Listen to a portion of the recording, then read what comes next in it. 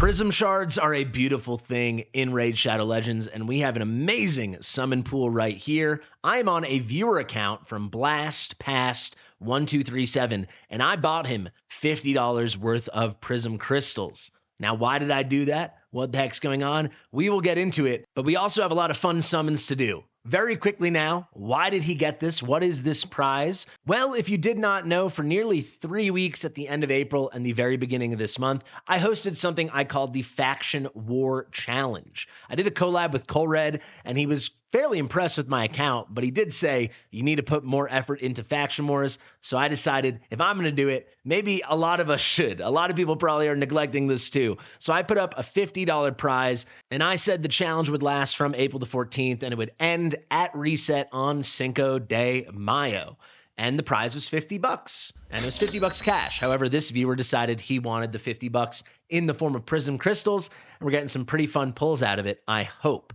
So I just was encouraging people rack up as many stars as possible.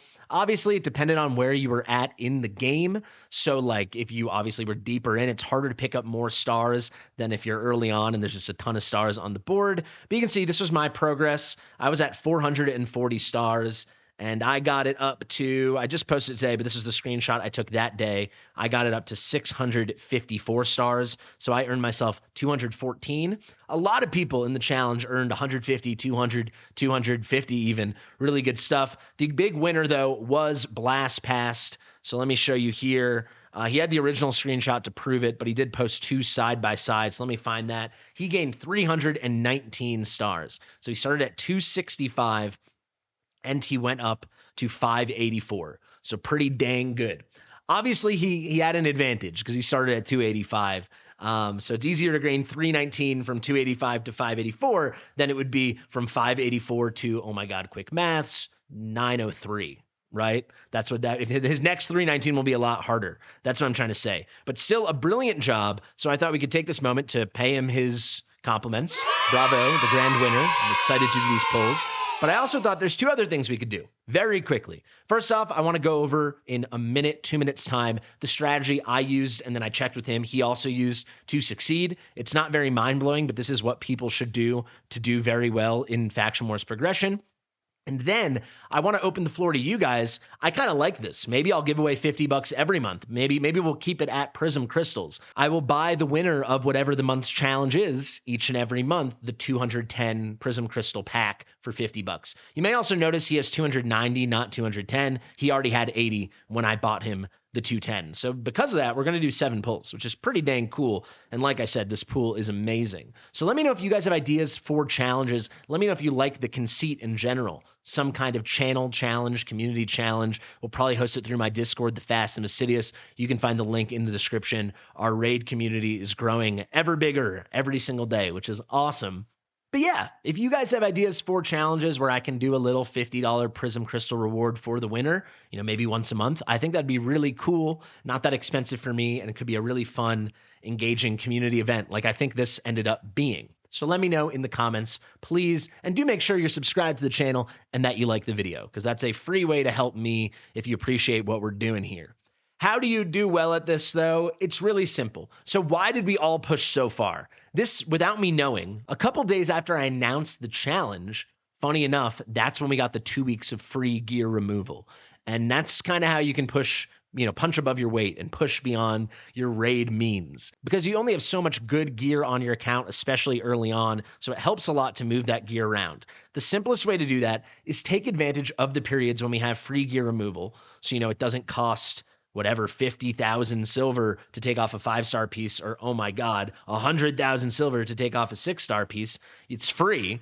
It's not always going to be 2 weeks. We had never seen that before, but at least once a month we'll get this popping up for 4 days. It usually is. And otherwise, from the Cursed City, you can get little rewards like a 1-hour free gear removal, 3-hour free gear removal. You will even see it as a reward in the Titan events they run sometimes. So definitely take advantage. I think there's no better way to use that than for Faction Wars. And then when that thing's about to end, rip all your gear off, all your important heroes, and just rebuild everyone. Use that as like a monthly rebuild thing, or maybe every other month if you don't want to be that crazy. but it really lets you push a crazy amount. So like, I picked up 214 nearly halfway through the faction wars. He was on the earlier end. He picked up 319. I mean, you can just skyrocket your account progress. Do not sleep on how important the faction war forge materials are for resilience, but most importantly, perception. And then the very key thing that I slept on my first month or two playing the game, glyphs. I knew glyphs were good, but I wasn't realizing how much you need faction wars to get those good glyphs. Once you learn to take advantage of these things and you make your pushes, your progress will be amazing. And the final thing you just need to know is how to use saved gear. You can make presets here. So click on a piece of gear, go to filter, go to preset manager, go to global presets, and you can see here, Blast Past has his main heroes. They all have their names saved. But, in his head, he knows, okay, Morag, that's going to be a defense-based nuker set, right? Atlas, this is going to be my best DPS. Arbiter, this is going to be a really fast build with some kind of tankiness for support, maybe a little resistance. Learn what your builds are, and then you can just shop them around. You only need 5 good builds, depending on what champions you use for a specific faction. It doesn't take many builds that you need that you can shop around and really get amazing bang for your buck. Something else you can do if you don't just want to use them named after the champion that typically wears that gear, this Rector thing could be called, support tanky set. You could just call it that. It doesn't matter. The Morag set could be called defense nuker. This Morag set here could be called defense nuker. This Stagnite set down here could be debuffer 1, and then maybe the Ugo set is debuffer 2. I know I saw Ugo. There you go, debuffer 2. So that's something I like to do. I write like the roll down, but you can also do the name, whatever works best for you. But once you have a couple good sets saved, you can take advantage of those free gear removals and just push in an amazing way. So again, bravo to Blast Past 1237. Let's pull you something beautiful. I'll give you 30 seconds on the summon pool right now, though I'm doing my pulls tomorrow, so I'll break it down a lot more thoroughly then.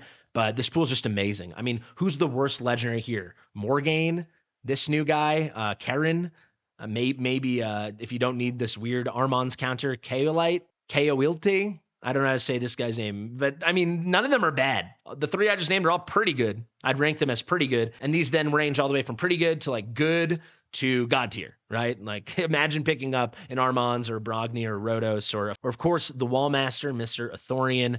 I mean, there's such good, these legendaries. I mean, if the worst legendary is this new guy, Karen, you've got a good pool, right? This is a great pool. It's like, I can't wait to pull on this pool. I will also have 7 summons to do. By the way, we're doing 7 summons. If we look here at the epics, they're almost all good to amazing, and the couple that aren't good are Mikage epics. So you kind of can't go wrong here as well. Like, who's the worst in the bunch? I guess Ultimate Gallic you'll outgrow pretty fast, but at least he's viable and pretty good. And, Cornelia's niche, but again, at least she's viable and pretty good. And then, the stinkers, not even that they're such stinkers, it'd probably be like Endalia, but she's a Mikage epic. Or maybe, I actually kind of like Aishma, but she's also Mikage epic. And then I would say the worst of the bunch, if we have to shout out, is this guy here. Am I missing something? Does he have crazy multipliers? This kit seems bad. Kellen, this feels like the swing and the miss of the bunch. But it's a really good pool. And I mean, imagine picking up a Taragi or a Seeker or a Miscreated or a Tagoar or a Venomage or an Ugo or an Allure or Hotatsu. If you didn't have those guys, you'd be cooking. Oh, Juliana is here. I feel like she got buffed while I was gone. She did not used to be very good, so maybe she's actually the worst of the bunch. Her, this Kellen guy. It's a good pool. You get it. Let's pull, baby. We got 7. Let's get a legendary. Let's get something special. It's a young account, right? It's like level 62 or something. So we can get something really special. We start with an epic, and we got Endalia. So I wonder, did he have Endalia? Because if he didn't have Endalia, that's an amazing pull. For example, I don't have Endalia. I really hope I get her. But if he has her, it kind of stinks. He didn't have her. Big W. This is some pretty slow Mikage progress, I'm going to be honest, though. But obviously this takes a ton of luck. But yeah, he doesn't really have Mikage on the mind, so we're not thrilled about that, but it's not a negative, right? It's not like a dupe Endalia. All right, we got 6 more. Show me the gold, baby. Frick. We love it, though. If that's new... Raid Shadow Legends, Polarium. I might write to them directly. I do have my contact there. They need to add new. If it's new, maybe he's not new, but they don't have this, right? It needs to say new. Like when you're summoning, you should know if that character that arrives is new. If you do a 10 pop, there should be a little new icon in the corner of the card of that character if they're new. I can't believe something like that doesn't exist. I might have to make a video. Let me know if you guys would like this video. Like 10 things Raid could add in 2 hours of work total that would just make the game nicer. And they're not going to be like game-breaking crazy stuff. It's going to be little things like that. Just like, please have that. Come on.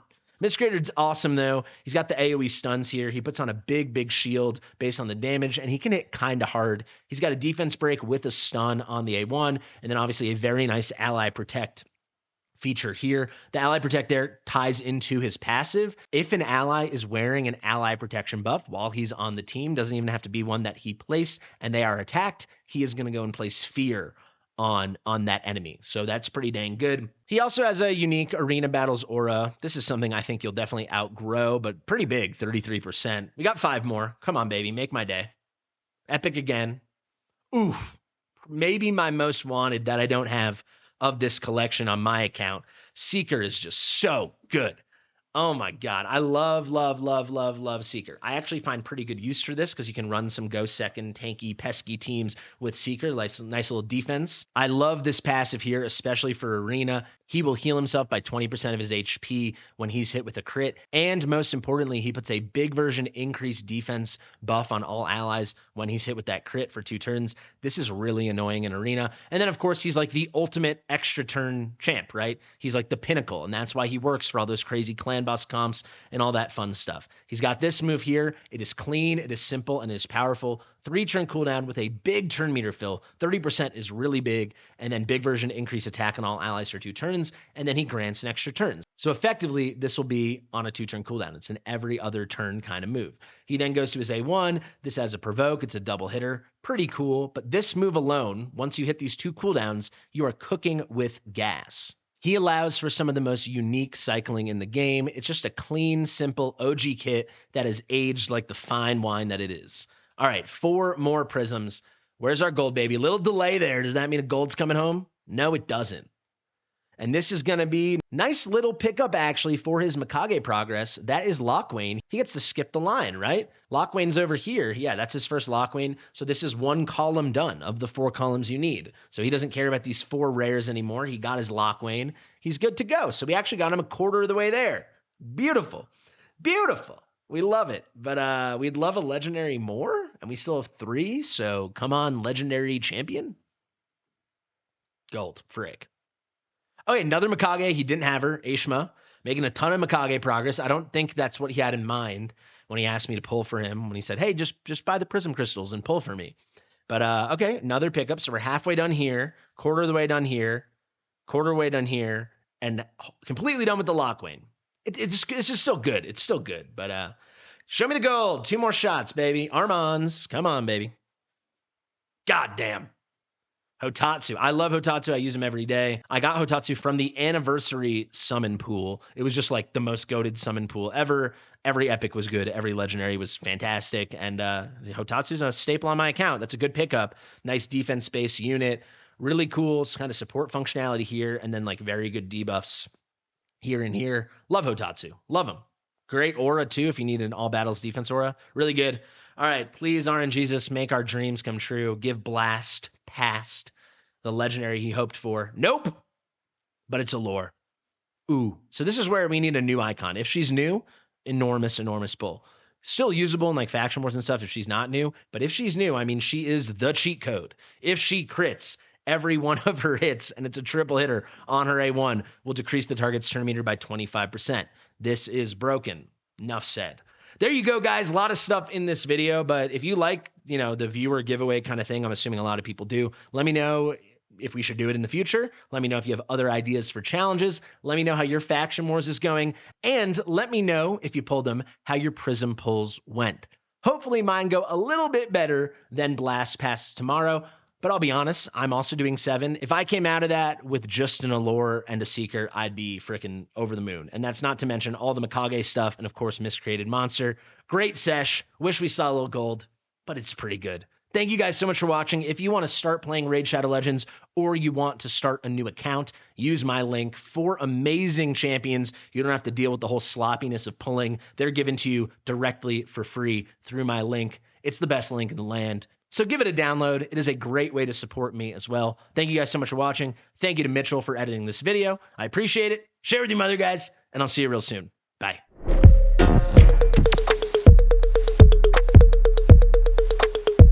Fastidious.